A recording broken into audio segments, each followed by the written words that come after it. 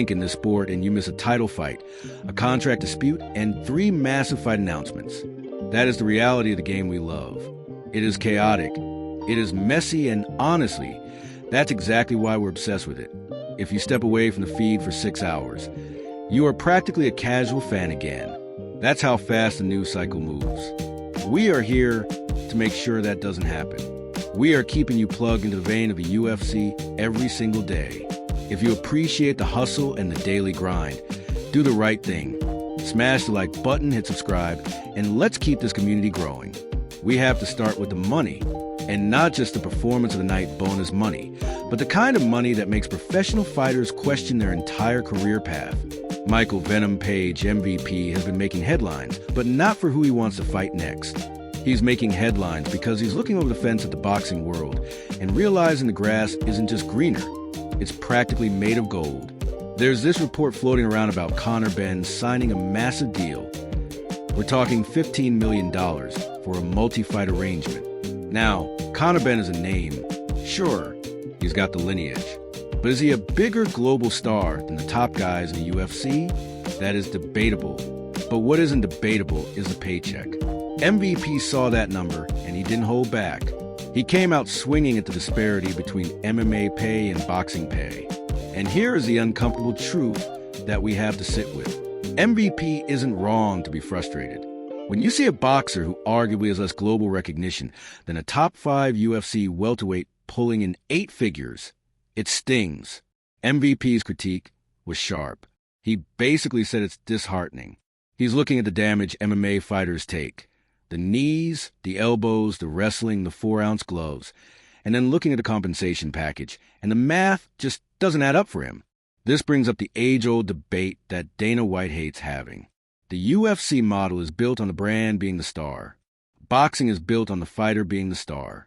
In the UFC, the machine keeps rolling no matter who leaves.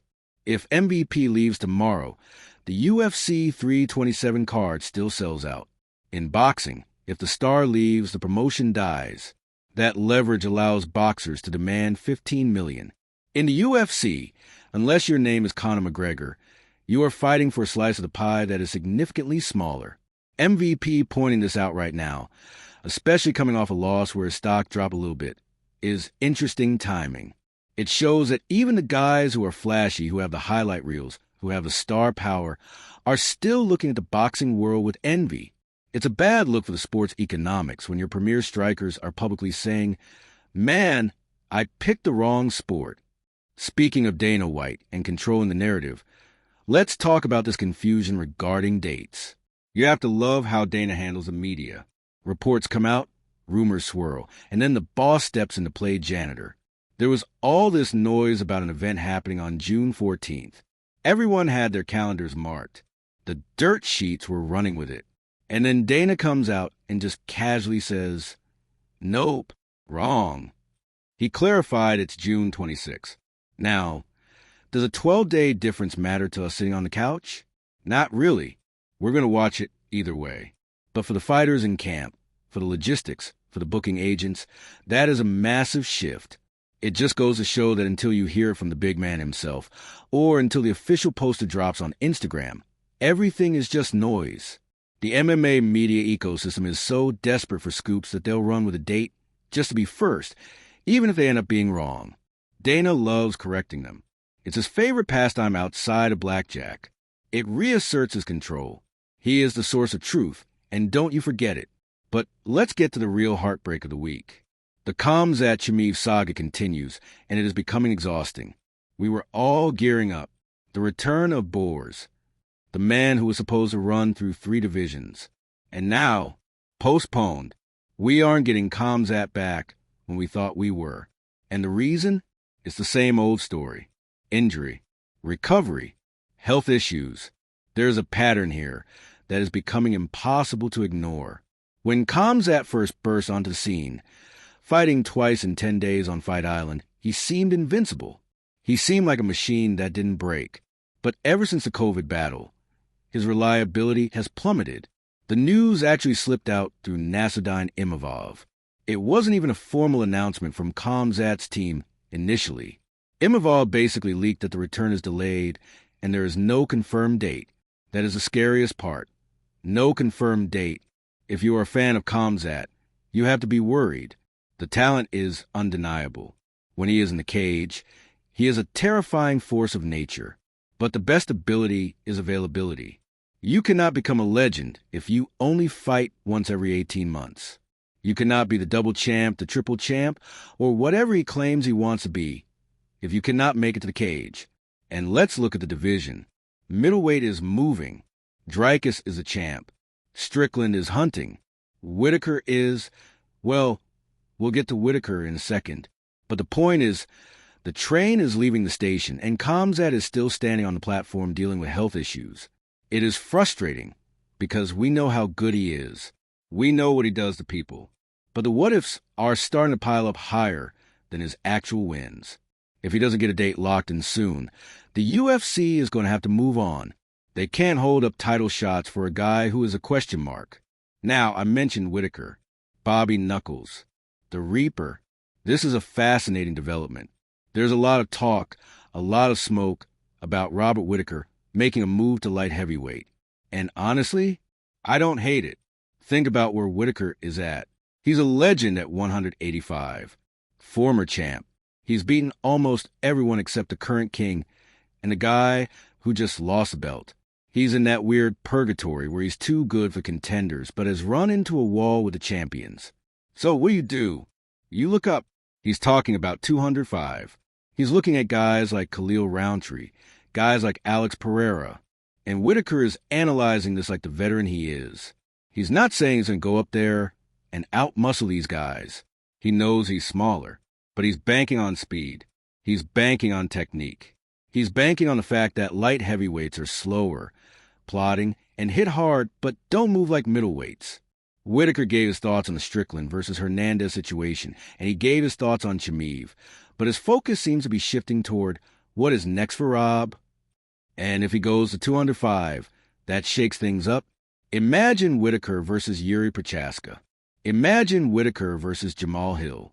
The speed advantage Whitaker would have is massive. The danger, obviously, is the chin. Can he take a shot from a guy who cuts down to 205?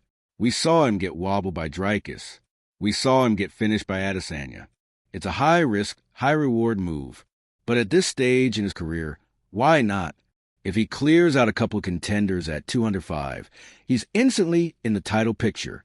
It's a shorter path to gold than climbing back up the mountain at 185. While the veterans are plotting moves, the young guns are talking crazy. Carlos Prates. This guy is riding a wave of hype right now, and he decided to aim for the biggest target in the sport. He is calling out Conor McGregor, and not just calling him out. He's saying, with full confidence, that he would knock Conor McGregor out. Now, let's take a breath. Is there any universe where Conor McGregor, returning from a massive hiatus, holding out for Chandler fight, or maybe something else, decides to fight Carlos Prates? No, zero chance. It makes no financial sense for Conor. But you have to respect the audacity. Prates is doing exactly what he should do. You attach your name to the biggest star. You create a headline.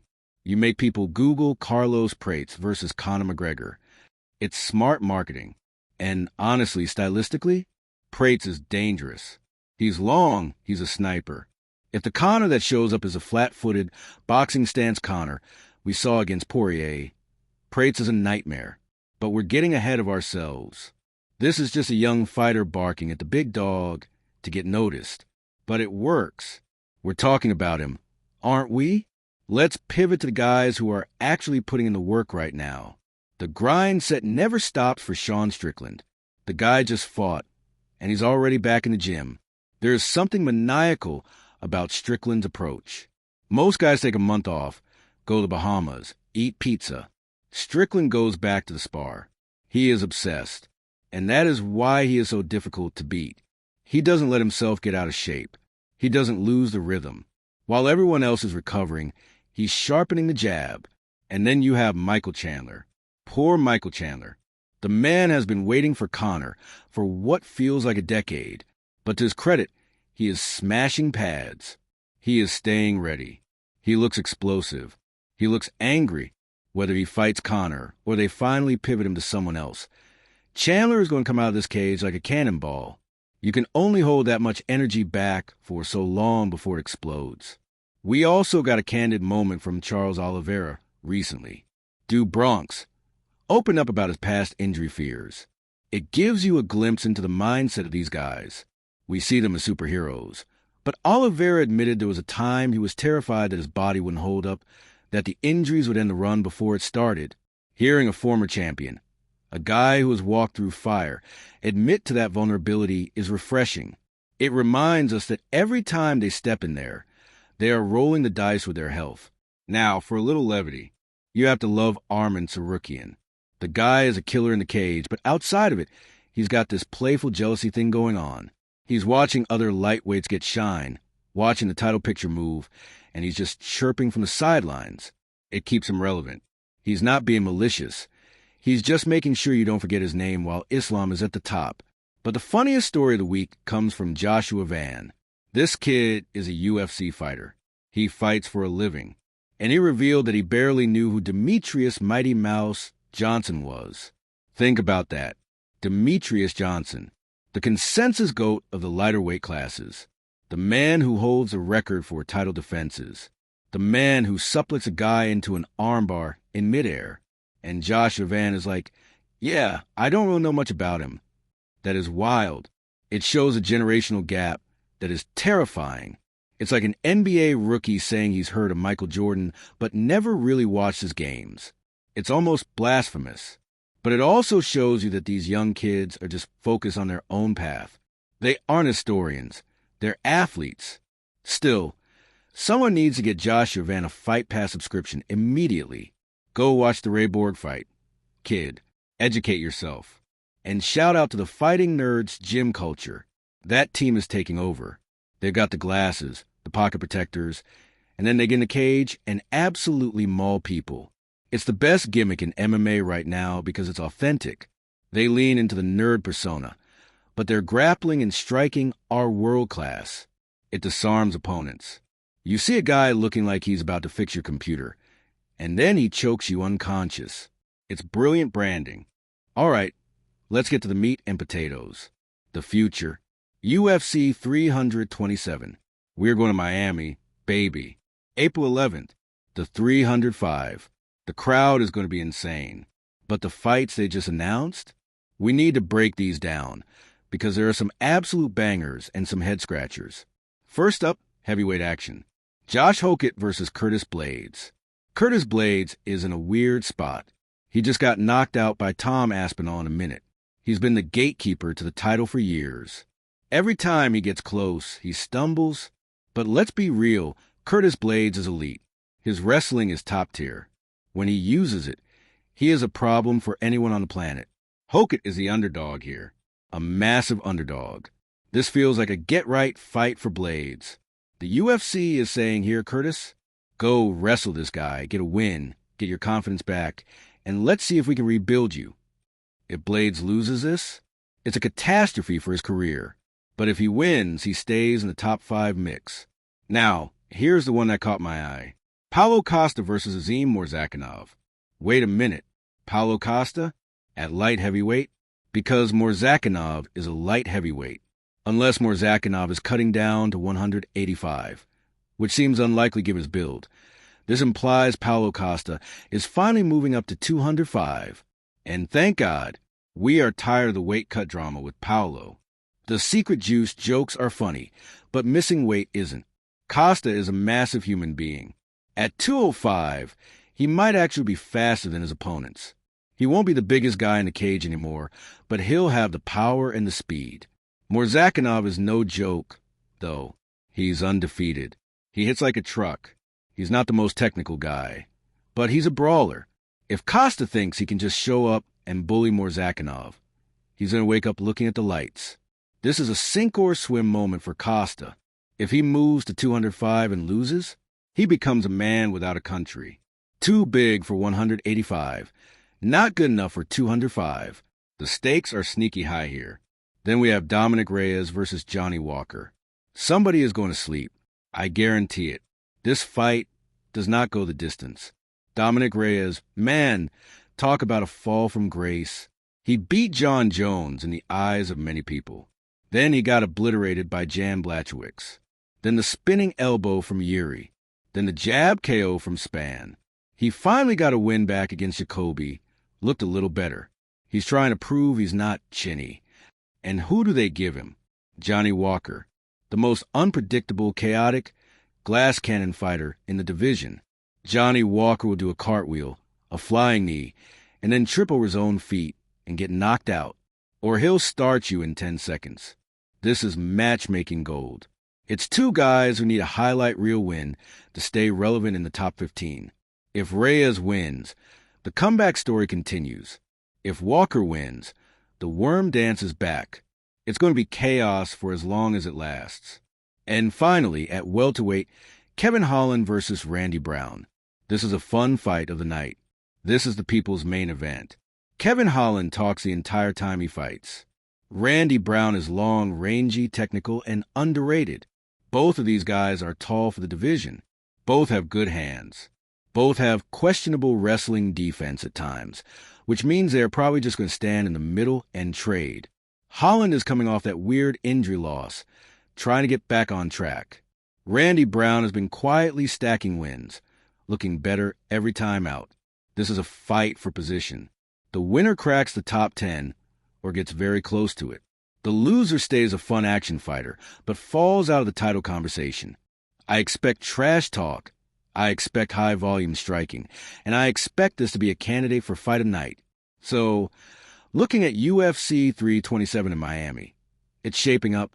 We don't have the main event locked in stone yet in this conversation, but the undercard is stacking up with violence.